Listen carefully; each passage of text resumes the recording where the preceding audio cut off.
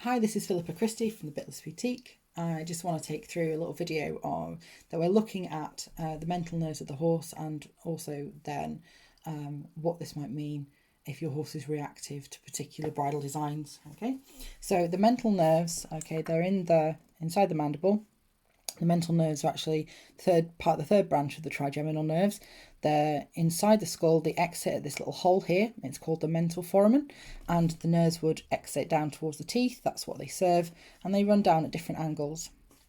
Over this here, we will have muscle, we'll have tissue, blood vessels as well. So it's not just a case of it's just skin over this area. There are going to be other soft tissues between the skull and the skin.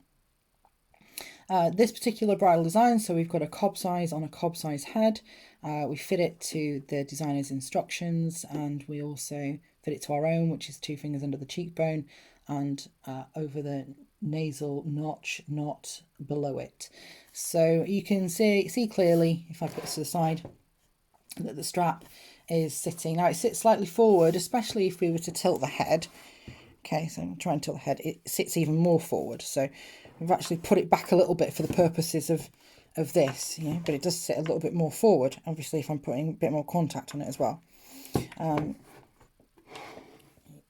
suppose it depends, it does depend very much on the angle that you're looking at it. So we do try and keep it at this angle so you can see what I'm talking about. Okay, so if I do have soft tissues here, if I use my fingers here to kind of simulate the soft tissue, when I'm using contact, okay, on the reins, which it's not actually secured on the other side, so it's going to come through a lot more than it usually would. But when I use contact on the reins, I can feel contact down here, I can feel contact here. And this is where the soft tissues would be. And if you've got slight compression, it's going to compress back down onto the nerves. So now, this particular bridle, because it's got this leather strap, can only go through so much, which is great, which means it's limited to the amount of pressure that can be applied over the area, which is superb, and a really good part of the design. However, it doesn't stop there being some contact, some pressure, and there will be some pressure certainly over this area here, not directly like above here, because it doesn't press this way, it presses upwards. Okay, so as it tightens, I hope you can see that it presses upwards, slightly backwards as well, and certainly much more underneath here. If you actually own a bridle where the curb strap sits lower, off the noseband, then you could put your fingers underneath and just pull on a little bit with the reins.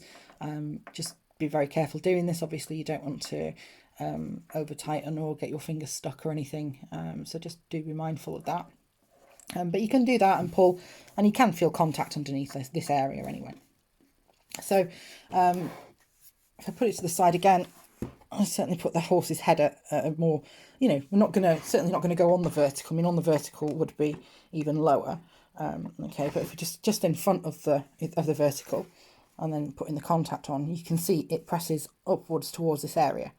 Okay, so different horses have different anatomy. This mental foramen might be situated slightly differently on different horses. Certainly on some breeds of horses have more elongated mandibles. So when we look at why do some horses react and some don't, the first reason is the anatomy. It might be sighted slightly differently. A second reason, even if it is sighted over here and you are working with the horse in this area, it doesn't mean it's painful. It could just be contact. Contact doesn't necessarily mean pain and discomfort. However, some horses might be oversensitive. Some horses might be more reactive. And in those instances, only in those instances where the horse seems to react negatively to contact in that area, this hopefully will explain a little bit as to why. Because we have this nerve cluster down here and we have this muscle down here. So if the horse is saying, oh, I don't like this, for whatever reason, then you've got a clue here. It could be nerve related and it could be this muscle related. So could it be toothache? Could it be trigeminal nerve? Could it be hyoid? Lots and lots of reasons. Could it be that the noseband's too tight because the muscles up here actually run down? So the same muscles are all connected. So if the noseband was too tight, for example, then it might be causing, you might see a bit of bulging down here or above the noseband. So there's just lots of things you can do. Here's a little clue. The first thing you can do to find out if it is indeed related to this strap is you can either clip it back or clip it up, okay, and just ride off a side pull setting. If you ride off a side pull setting and you don't see the reactivity that you saw when you were using this rein, then that's a pretty good indicator that it was something to do with this rein.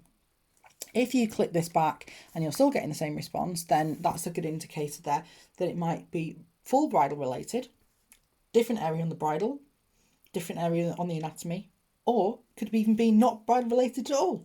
It could be saddle related, it could be pain somewhere else in the body, discomfort, could be overexcitedness. There's lots of reasons it could be, but it can be a bit of a detective if your horse is reacting to this particular design, but they're not reacting to another design.